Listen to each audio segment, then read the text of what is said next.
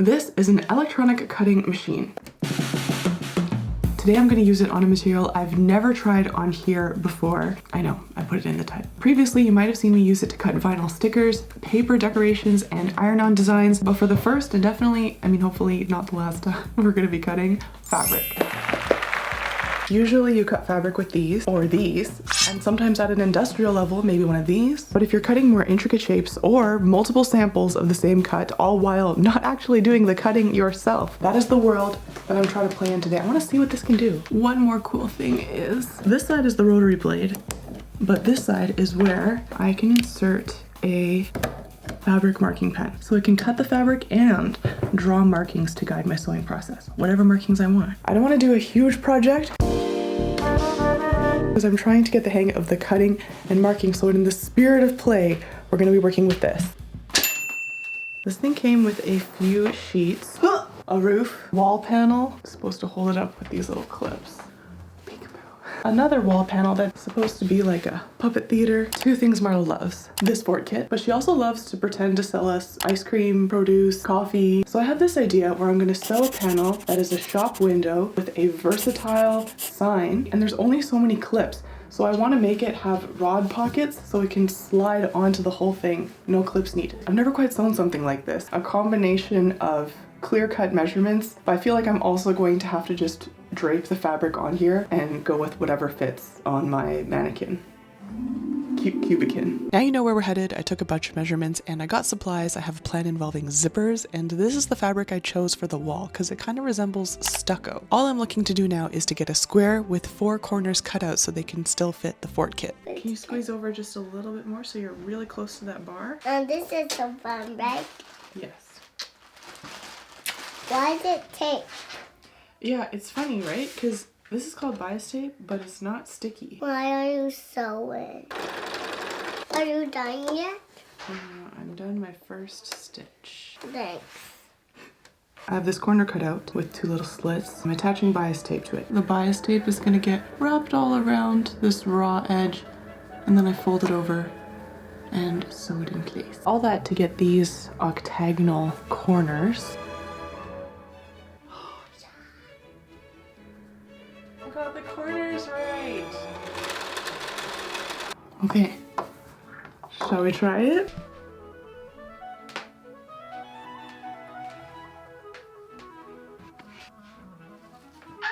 It's like a drum. I'm thinking of doing a little arched window.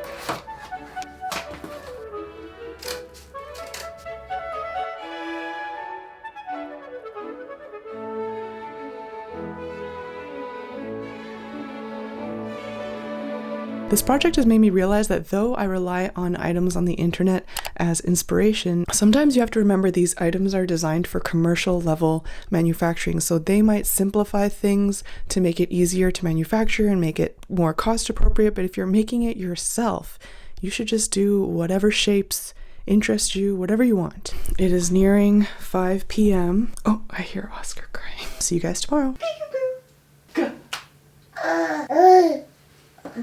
Finished making the banners that are going to be the different shop signs. They all zip onto the cafe wall. I'm going to show you. I'm very, very proud of my execution. I'm like looking at it like my creation. The Cricut fabric cutting supplies have all arrived. I'm at the point now where I'm like dying to get all this stuff done because I don't want to get to it. What have we here? Cut some cute little gingham awning. Let's sew that up today.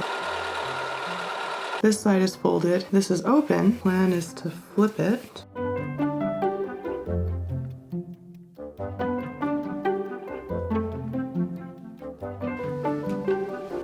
Yeah. I am admittedly a bit rusty with my Cricut at the moment, I think because I had a baby. So I'm gonna start with the easy stuff, smart iron-on.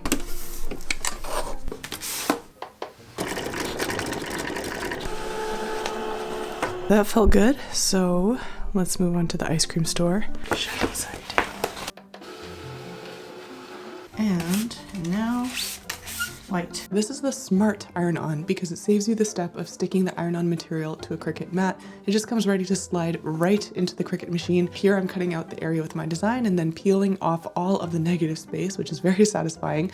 All that's left after that is to iron it onto the fabric. I have the Cricut Easy Press 3. I input what kind of fabric I'm working with, and then the app sends the pressing instructions to the machine. So the machine sets the temperature and tells me how long to press. I just do exactly as I'm told. Every time I do this, I'm amazed at how easy it is, and I will put a link in the description in case you've been thinking about getting a Cricut Maker or an Easy Press this year. Before I show you how happy I am with these shop signs, we have finally made it to the main attraction. It's like so cold in the studio today.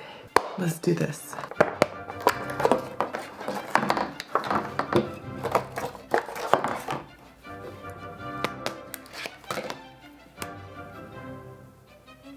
Ooh, the blade I have been missing.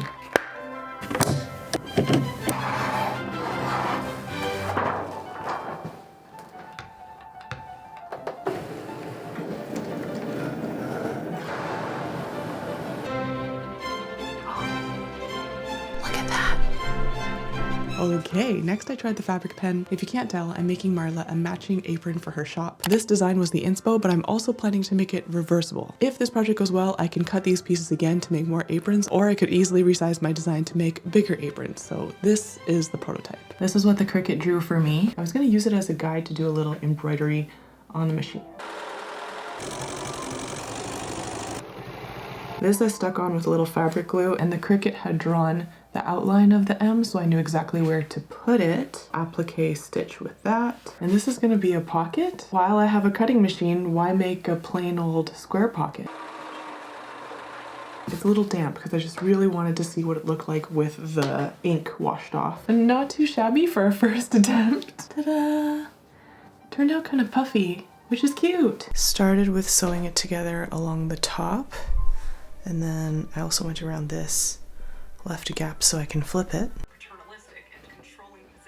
Look at this, guys. I'm so pleased with this. These ones especially really get me. And then this one, I like how I was a little, I don't know, chaotic with it, but it turned out so cute. I admit I did a chaotic job attaching the straps and the ties. I would not advise doing this professionally, but I just wanted to get it done. And last step is the pocket. I'm trying to get it to lie flat with the gathers.